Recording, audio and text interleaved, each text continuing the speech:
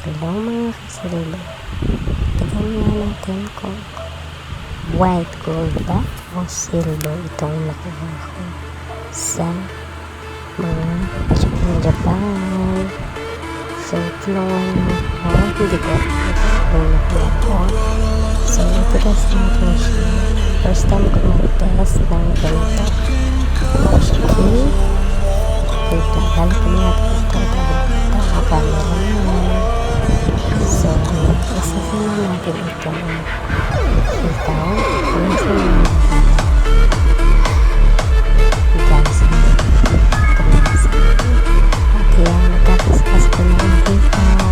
Ano ang nabili ko sa mga kapalitan. So, tutungan natin ang white gold o silver. Pero hindi natin kailangan dahil hindi na ako eksperto dyan. Kaya yan, tungan natin yan.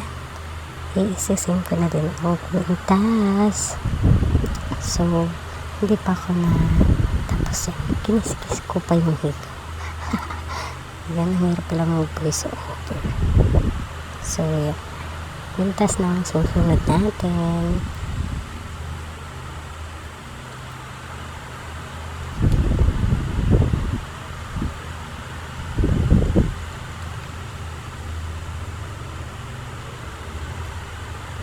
So, yan na, silver na kwintas, tsaka yung ikaw. Hindi ko alam kung white gold ba yan o silver din. Pero yan, bumagsak na nga, walang camera na. So, yan, papatakanan natin siya ng yan, hindi ko alam yung tawag dyan. Basta pinatak yan. So, yan. Sa silver na wala siya, guys. Pero yun dun sa hikaw, andun pa rin eh. So, sa tingin nyo guys, silver ba to o white gold? I-comment nyo nga.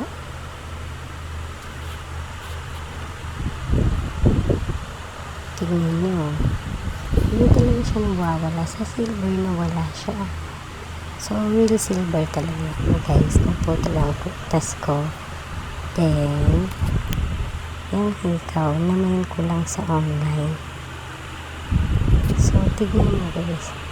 Hindi siya nawawala. Sa tingin mo kaya, white gold ba ito? Sa mga expert, patingin mo. Salamat!